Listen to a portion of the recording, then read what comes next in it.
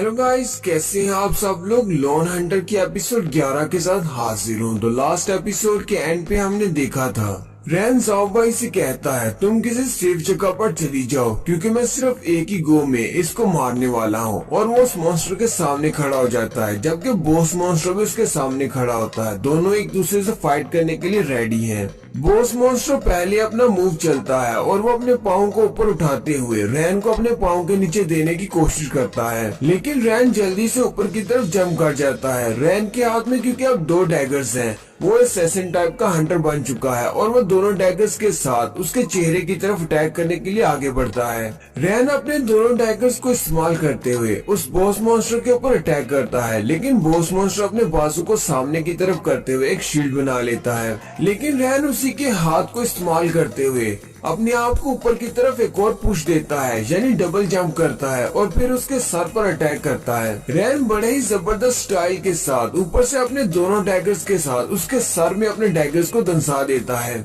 जैसे ही रैन के डैगर्स उसके सर में दनस जाते हैं, उसी वक्त वो बॉस मॉन्स्टर वहीं पर डिस्ट्रॉय हो जाता है और साथ ही रैन के पास विंडो ओपन होती है और उससे कहा जाता है तुमने तो बॉस को मार दिया है और साथ ही तुम्हें एक स्पेशल मूव भी मिला है जिसको प्रिसाइज अटैक कहते हैं। इससे तुम्हारी एबिलिटीज बहुत ज्यादा बढ़ जाती हैं। ये स्पेशल अटैक ऐसे मॉन्स्टर्स के ऊपर भी काम करेगा जिनके पास बॉडी आर्मर्स होते हैं। ज़ाओबाई ये देखकर बहुत ज्यादा हैरान हो जाती है और कहती है इस लड़के ने तो बॉस को अकेले ही हरा दिया। ज़ाओबाई भी काफी ज्यादा सहमी होती है क्योंकि उसके घुटने से ब्लड बह रहा होता है। वो नीचे बैठी होती है और कहती है ये लड़का तो बहुत ज्यादा स्ट्रॉन्ग है, इसके पास 2 क्लासेस है, यानी ये एक हीलर भी है और साथ ही एक असैसिन भी है और इसका रैंक गोल्ड रैंक के बराबर में है। साथ ही ज़ाओ भी कहती है मैंने इसको अभी तक कोई भी हीलिंग एबिलिटी यूज करते हुए नहीं देखा, क्या ये वाकई में एक हीलर है या फिर एक असैसिन है। रैन को बॉस मॉन्स्टर को मारने पर एक अवेकनिंग स्टोन मिलता है। रैन कहता है जैसा कि हमने कहा था डंजन के अंदर से जितने भी अवेकनिंग स्टोन्स मिलेंगे वो सारे मेरे होंगे और बाकी का जो कुछ भी होगा वो तुम्हारा होगा। अब इस स्टोन को मैं अपने लिए रखने वाला हूँ। साथ ही रैन उसके घुटने की तरफ देखता है तो उसके घुटने से बहुत ज्यादा ब्लड निकल रहा होता है। रैन कहता है मुझे भी एक और काम करना है। वो उसके पास आकर बैठ जाता है और अपनी हीलिंग एबिलिटीज को यूज करते हुए उसके घुटने को हील कर देता है। रैन कहता है अब ठीक है, अब तुम्हें ज्यादा दर्द नहीं होगी। ज़ाओ भी शर्माते हुए उससे कहती है तुम्हारा बहुत बहुत शुक्रिया। रैन उसे कहता है अभी मेरा शुक्रिया अदा करने की जरूरत नहीं, अभी एक और काम है जो मुझे करना है और साथ ही वो अपना डैगर निकाल लेता है। रैन अपने डैगर को उसकी गर्दन के सामने करते हुए कहता है मैं तुम्हें यहाँ पर मारना नहीं चाहता, इसलिए चुपचाप मुझे बता दो जो मैं तुमसे पूछने वाला हूँ। ज़ाओ भी ये देखकर काफी ज्यादा हैरान हो जाती है कि ये क्या कर रहा है, जबकि उसका डार्की भी बहुत ज्यादा गुस्सा हो जाता है। रैन ज़ाओबी से कहता है मैंने इस बारे में सुना था कि हमारे समन क्रीचर हमारे बहुत ज्यादा वफादार होते हैं, जैसे कि तुम्हारा ये डार्की है, ये तुम्हारे लिए खड़ा होने को तैयार है, ये तो तुम्हारा बहुत अच्छा पार्टनर है, लेकिन अपने डार्की से कहो कि वहीं पर रहे और शांत रहे वरना मैं तुम्हें यहीं पर मार डालूंगा और तुम्हारे इस छोटे बिल्ले को भी, क्योंकि तुम ये बात अच्छी तरह से जानती हो कि अगर तुम्हारा ये छोटा काला बिल्ला मेरे पर अटैक करेगा तो इसका क्या होने वाला है। ज़ाओबी से कहती है हाँ मैं तुम्हारी बात समझ सकती हूँ। फिर वो डार्की से कहती है डार्की यहाँ पर मत आना, हम दोनों मिलकर भी इसका मुकाबला नहीं कर पाएंगे। रैन साथ ही अपने डैगर को वापस रख लेता और कहता है चलो शुक्र है तुमने आसानी से मेरी बात मान ली, चलो फिर ठीक है अब मेरे सवालों के जवाब दो। रैन उसे कहता है हम दोनों पहले कभी नहीं मिले, तुमने सिर्फ उस दिन मेरी लाइव वीडियो रिकॉर्ड की थी, उसके अलावा तुमने मुझे कभी नहीं देखा। तुम भी शायद जानती होगी कि मैं एक बहुत ही कमजोर सा हीलर हूँ। फिर तुम्हारा यहाँ पर एक डेंजरस डंजन के अंदर मेरे साथ अकेले आने का मकसद क्या है। ज़ाओबी उसे कहती है तुम्हारे साथ आने का मेरा मकसद बहुत ज्यादा सिंपल है, मैं गिल्ड की मेंबर हूँ जिसका नाम क्लोवर गिल्ड है। मैं यहाँ पर तुम्हें जज करने के लिए आई हूँ कि तुम्हारे पास कितनी ज्यादा क्वालिफिकेशन है और तुम किस काबिल हो, ताकि मैं तुम्हें इनवाइट कर सकूं हमारे क्लोवर गिल्ड को ज्वाइन करने के लिए। और मैंने तुम्हें देख लिया है कि तुम काफी ज्यादा पावरफुल हो, तुम हमारे गिल्ड को ज्वाइन कर सकते हो। रैन उसे कहता है तुम्हें ऐसा क्यों लगता है कि मैं तुम्हारे उस क्लोवर गिल्ड को ज्वाइन करूंगा, तुम्हारा क्लोवर गिल्ड तो सिर्फ लोगों की वीडियोस बनाता है, वो तो बिल्कुल एक बकवास गिल्ड है।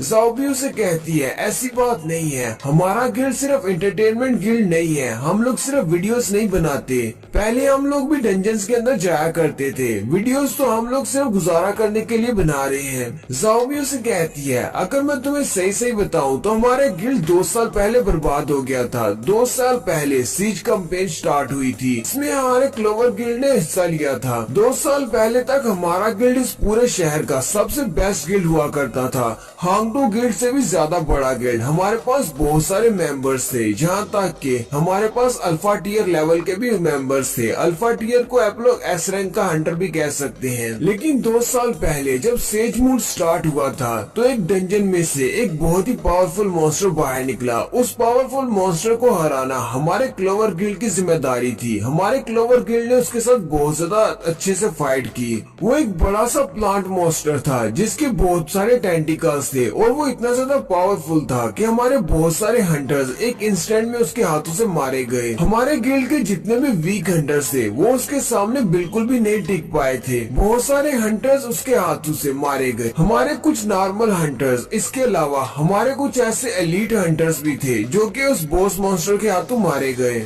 यहाँ पर अल्फा टियर का लफ्ज यूज किया गया है। मैं अल्फा टियर को एस रैंक का हंटर कहूंगा क्योंकि आप लोगों को एस रैंक के हंटर के बारे में पहले से पता है कि सबसे ज्यादा स्ट्रॉन्ग हंटर एस रैंक का हंटर होता है। ज़ाओबी रैंक को बताती है, उस वक्त हमारे गिल्ड की लीडर एक एस रैंक की हंटर थी और वो बहुत ज्यादा स्ट्रॉन्ग थी। जब उसने देखा कि हमारे बहुत सारे एलिट हंटर्स मारे गए हैं तो वो आगे बढ़ी और उसने उस बॉस मॉन्स्टर के साथ फाइट की। बहुत सारी फाइट करने के बाद उसने उस बॉस मॉन्स्टर को मार दिया। हालांकि हमारी उस लीडर ने उस बॉस मॉन्स्टर को मार दिया, लेकिन बॉस को मारने के दौरान हमारी गिल्ड लीडर भी मारी गई। 2 साल पहले उस इंसिडेंट में बहुत सारे हमारे हंटर्स मारे गए थे, सिर्फ एक एलीट रैंक की मेंबर बची थी। अब वही हमारे गिल्ड की लीडर है। अब चूंकि हमारे गिल्ड का लीडर सिर्फ एक एलीट रैंक का है और हमारे पास इससे ज्यादा कोई हंटर नहीं है, हमारे पास सिर्फ 2 से 3 हंटर्स हैं। इसी वजह से हमारे गिल्ड की रेपुटेशन बहुत ज्यादा कम होगी। हंटर एसोसिएशन ने हम लोगों पर ध्यान देना छोड़ दिया, इसकी वजह से सब लोग हमारे बारे में भूल चुके हैं। ज़ाओबी उसे कहती है, बस हम लोग अपने गिल्ड को बचाना चाहते हैं क्योंकि हमारे पिछले लीडर ने अपने गिल्ड को बचाने के लिए अपनी जान दे दी थी। हमारे जो नए लीडर हैं वो चाहती है कि हम अपने गिल्ड को इसी तरह बचाए रखें, इसलिए उन्होंने ये तरीका अपनाया कि हम लोग वीडियोस बनाकर अपलोड करते हैं जिससे हम लोग अपने गिल्ड को बहाल रख सकते हैं, कुछ पैसे कमा सकते हैं। इसी वजह से हमारे गिल्ड की रेपुटेशन और भी ज्यादा खराब हो चुकी है। ज़ाओबी उसे कहती है, अपने लीडर को देखकर मुझे भी ये बात महसूस होती है कि हमारी लीडर कभी भी ऐसा करना नहीं चाहती थी, यानी कि ये एंटरटेनमेंट का काम वो नहीं करना चाहती। पिछले 2 साल से वो सिर्फ एक हंटर को ढूंढ रही है जो कि इतना ज्यादा पावरफुल हो कि जिसके अंदर एस रैंक का हंटर बनने की स्ट्रेंथ हो, वो हमारे गिल्ड को दोबारा से रिवाइव कर सकता है। रैन उसे कहता है, क्या तुम्हें लगता है कि मैं एक एस रैंक का हंटर बनने की काबिल हूँ? तुम्हें पता है कि एस रैंक के हंटर्स बहुत ज्यादा पावरफुल होते हैं, अगर उन सबको मॉन्स्टर भी कहा जाए तो ये गलत नहीं होगा। हालांकि हमारे इस पूरे के पूरे डिस्ट्रिक्ट सी में सिर्फ 9 ऐसे एस रैंक के हंटर्स हैं जिन्हें हम लोग जानते हैं। ज़ाओबी उसे कहती है, हाँ मुझे भी ये बात अच्छी तरह से पता है, किसी एस रैंक के हंटर को ढूंढना घास के अंदर गिरी हुई सुई को ढूंढने के बराबर है। लेकिन फिर भी हमारे लीडर की यही कोशिश है कि हमें कोई एस रैंक का हंटर मिल जाए जिसकी वजह से हमारे गिल्ड को दोबारा से रिवाइव किया जा सके। हमारी गिल्ड लीडर ने उस दिन डेथ मैच की सारी वीडियो देखी थी। उन्हें लगता है कि तुम्हारे अंदर बहुत ज्यादा पोटेंशियल है, तुम एक एस रैंक के हंटर बन सकते हो, इसलिए मैं तुम्हें यहाँ पर इन्वाइट करने के लिए आई हूँ। अगर तुम चाहो तो तुम हमारे क्लोवर गिल्ड के लीडर बन सकते हो। मैंने इस डंजन के अंदर तुम्हारी एबिलिटीज को देख लिया है। तुम अभी एक ब्रॉन्ज रैंक के हंटर हो, लेकिन फिर भी तुमने एक बॉस को अकेले मार दिया है। तुम बहुत ज्यादा स्ट्रॉन्ग हो। अगर तुम एक एस रैंक के हंटर नहीं भी बनते तो मुझे लगता है कि फ्यूचर में तुम एक किंग क्लास के हंटर बन सकते हो, इसलिए मैं तुम्हें इनवाइट करना चाहती हूँ। तो क्या तुम हमारे क्लोवर गिल्ड को ज्वाइन करना चाहोगे? रैन अपने पास एक और छोटा क्रिस्टल निकालता और कहता है, ये अबिस का टिकट मुझे यहाँ डंजन के अंदर से मिला था, तुम इसे अपने पास रख सकती हो। और साथ ही रैन उठकर खड़ा हो जाता है और उसे कहता है, फ्यूचर में मेरे पीछे कभी मत आना, मैं तुम्हारे गिल्ड को ज्वाइन नहीं कर सकता। साथ ही रैन उसे कहता है तुम्हारा बहुत बहुत शुक्रिया कि तुम और तुम्हारी बॉस मेरे बारे में बहुत कुछ सोचती हो। तुम्हें लगता है कि मेरे अंदर बहुत ज्यादा पोटेंशियल है, लेकिन मैं तुम्हें बता दूं मैं कोई एक एस रैंक का हंटर नहीं हूँ। और साथ ही उसे अपनी पास्ट की मेमोरीज याद आती है जहाँ पर उसका पूरा ग्रुप यानी आरवी और उसके सारे दोस्त हिडन बॉस क्या तो मारे गए थे। रैन उसे कहता है मैं तो बस एक ऐसा इंसान हूँ क्योंकि बहुत ज्यादा बदकिस्मत है और जहाँ भी जाता है वहाँ पर लोग मारे जाते हैं। ज़ॉम्बी उसे कहती है मैं तुम्हारी इस बात से एग्री नहीं करती, तुम इतनी जल्दी इतने ज्यादा स्ट्रॉन्ग कैसे बन सकती हो। कुछ हफ्ते पहले तक तुम्हें लोग वीक हंटर कहा करते थे और ना ही तुम्हारे साथ टीम अप करना चाहते थे, लेकिन अब तुम इतनी ज्यादा फेमस हो चुके हो कि सभी लोग जानते हैं कि तुम बहुत ज्यादा स्ट्रॉन्ग हो। रैन उसे कहता है मेरे हाथ में कुछ ऐसा लगा है जो मुझे स्ट्रॉन्ग बना रहा है और इतना कहकर वो वहाँ से चला जाता है। नेक्स्ट सीन रैन के घर का होता है। रात के वक्त रैन अपने घर में अपने सोफा पर लेटा होता है। रैन कहता है मुझे पूरे 3 दिन हो गए हैं, 3 दिन हो गए मैं इस तरह की ट्रोल डंजन्स के अंदर जा रहा हूँ और जाकर मॉन्स्टर्स को मार रहा हूँ ताकि मुझे वहाँ से सोल स्टोन्स मिल सके। जितनी बार डंजन्स में जाकर बॉस मॉन्स्टर को मारता हूँ उतनी बार मेरी स्ट्रेंथ बहुत ज्यादा बढ़ जाती है। लेकिन जिस दिन मैं उस लड़की ज़ॉम्बी के साथ उस ट्रोल माइन के अंदर गया था और उस बॉस को मारा था, उस दिन मेरा लेवल एक पॉइंट के साथ बढ़ा था, लेकिन उसके बाद मैं जितने भी बॉसेस को मारा है मेरा लेवल नहीं अप हो रहा। रैन कहता है मुझे लगता है कि शायद जब मेरा एक्सपीरियंस इंक्रीज हो रहा है यानी मेरी स्ट्रेंथ और बाकी के स्टैट्स बढ़ रहे हैं तो मेरा लेवल अप होना स्लो हो गया है, क्योंकि बाकी के स्टैट्स के हिसाब से लेवल अप होना बहुत ज्यादा मुश्किल होता जा रहा है। यहीं पर रैन के पॉइंट्स के बारे में दिखाया जाता है। रैन के पास 1 लाख पॉइंट्स हैं। रैन कहता है चलो शुक्र है मैंने बहुत सारे पॉइंट्स तो हासिल कर लिए हैं। रैन कहता है फ्यूचर में मुझे और भी ज्यादा पॉइंट्स मिलेंगे, जितने पॉइंट्स मेरे पास हैं इनसे तो लगता है कि मैं गोल्ड रैंक का हंटर बन चुका हूँ। अगले कुछ दिनों तक मैं यहीं पर रेस्ट करूंगा और सोचूंगा कि मुझे नेक्स्ट क्या करना है, क्या मुझे अपने रैंक को रीवैल्यूएट करवाना चाहिए या नहीं। रैन ने अपने उस अवेकनिंग स्टोन को भी वहीं पर रखा होता है। रैन कहता है पता नहीं इस अवेकनिंग स्टोन को डिस्ट्रॉय करने पर मुझे कौन सी इनेट एबिलिटी मिलने वाली है। रैन उसी क्रिस्टल के सामने बैठा होता है और कहता है नॉर्मली जब हमें कोई एबिलिटी मिलती है यानी इनेट एबिलिटी मिलती है तो वो हमारी क्लास के रिलेटेड होती है, लेकिन अब तो मुझे खुद भी श्योर नहीं कि मेरी क्लास क्या है। पता नहीं मुझे हीलर क्लास के मुताबिक मिलेगी या फिर मुझे असैसिन टाइप की मिलेगी। रैन कहता है चलो इस बारे में ज्यादा सोचने की जरूरत नहीं है और साथ ही वो उस क्रिस्टल को उठाता है और अपने हाथ में पकड़कर कहता है चलो फिर ट्राई करके देख ही लेते हैं।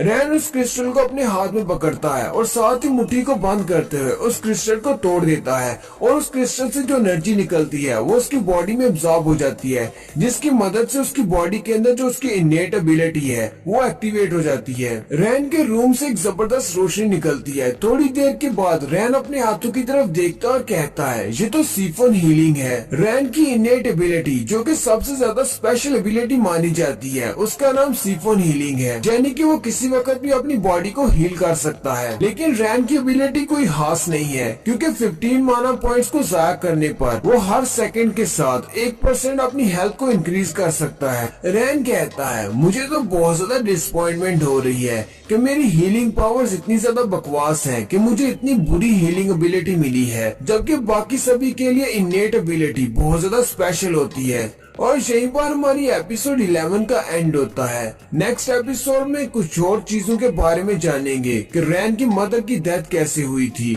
और एक और स्पेशल डंजन ओपन होने वाली है, जबकि रैन का सामना मिस्टर ट्रेडर के साथ भी होगा। वीडियो की एक्सप्लेनेशन अच्छी लगी है तो कमेंट करके जरूर बताइएगा। चैनल को सब्सक्राइब कर दें, वीडियो को लाइक और